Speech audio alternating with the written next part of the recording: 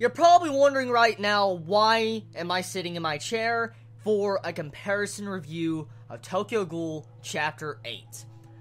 I just read this chapter, okay? Now, there's no spoilers in it, so you don't have to worry, but the real reason why I am currently sitting in my chair and doing this comparison review of Chapter 8 of Tokyo Ghoul between Episode 2 of Tokyo Ghoul is because something they took out of this chapter goes to show you they're removing Hide's character development. I want to actually quote some of the things that they cut out from this chapter that is unbelievable. It really is. I was like, why would they take this out? I currently have the manga chapter in front of me right now, and I'm going to read you exactly what they cut out of this chapter that was not in the anime. Now, it doesn't decrease my value of the anime, I'm just letting you know that right now.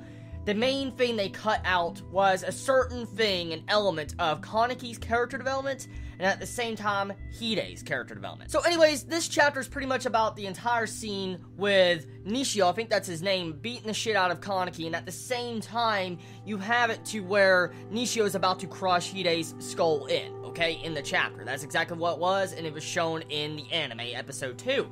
But the thing is here, okay, when you see Nishio walk over to crush Hide's skull, you have Kaneki in his mind, he's laying down on the ground. We saw that in the anime, but he's laying down on the ground, and he has this, I guess, inner monologue in his mind that is really, really good. And I watched the episode again. I went back to watch the episode of Tokyo Ghoul episode 2 just to see if they really removed that, and they did.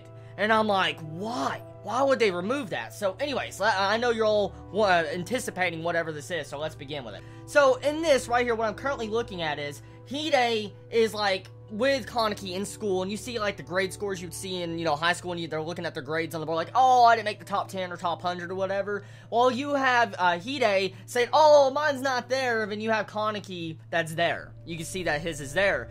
And so, clearly, right now, we're getting a little bit of development between Hide and Kaneki. We're seeing a complete difference. Like, for instance, you have Hide, that's not a smart student, but at the same time, he's really caring and outgoing. And then you have Kaneki, that's the bookworm that really cares for his friend.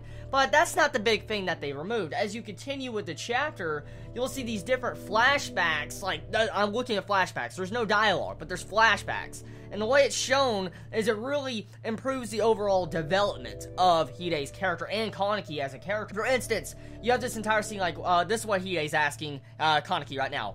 What are you reading? Is it interesting? He's just talking to Kaneki out of the blue.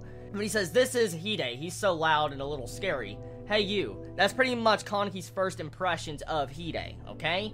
As it continues on, you get to see the scenes that we saw in the anime where you say, oh, you read a lot of books, you're always by yourself, can we be friends? That scene was in the anime, but this is the only flashback that was in the anime where I'm currently at right this second. But as I go down, this is where it gets interesting. This is getting into Kaneki's development.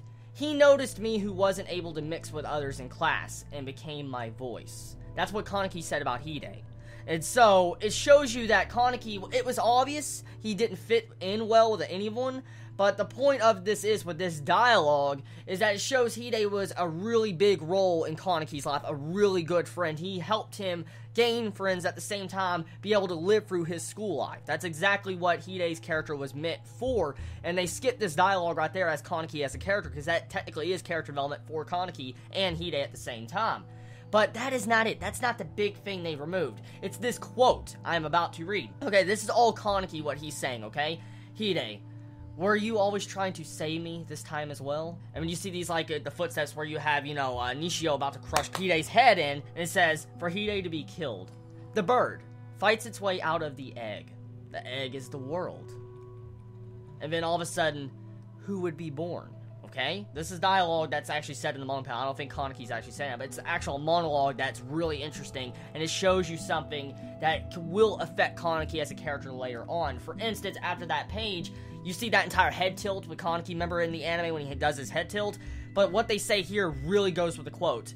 As I just said a second ago, the egg will break from the world, and something else will be born. This is what Kaneki says. I won't forgive that. And then in the quote that says in the middle of the page, must first destroy a world.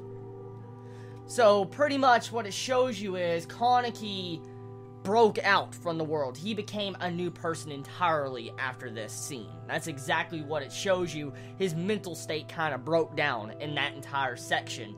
And so, I feel like that was a major crucial development for Kaneki, because it shows you that he no longer is in the human world, pretty much. He's broke out of this world. He's like an egg or a chicken that's hatched out of an egg, and now he's completely different. He's new. And so I find that very intriguing how they skip that. I'm guessing from a different perspective it's not that important. It really bugs me that they would skip such an epic fucking quote that would have made that entire scene and backstory a lot better, and the development on Hide would have felt a lot more serious in this episode of the anime, like for instance episode 2. But besides that, overall, I feel like the chapter was good, and so was the episode 2. This doesn't depreciate my thoughts of episode 2 or the anime of the series of Tokyo Ghoul. It doesn't. I still believe Tokyo Ghoul is doing a good job with its adaptation, even though it's mixing things around. It's just the big thing that bugs me so far from what I have seen is that they're removing development from Hide. That's what I am bugged about, because Hide is a big character in Kaneki's life, and it shows in this chapter. It really does. And that just, it kind of bugs me a little bit. It's a little eerie, but besides that, it's a good chapter, and it doesn't, make the anime any worse. It doesn't, and it doesn't make the anime bad. It doesn't make the manga a lot better. It's a different spin, I think, on the entire scenes. But I'll have to see more. Next chapter is the final comparison review I can supposedly do of Tokyo Ghoul. But I wonder what Chapter 9 really does. So anyways, everybody, I love all of you so much. You have a wonderful day or night wherever you live. Please be safe. Chibi out.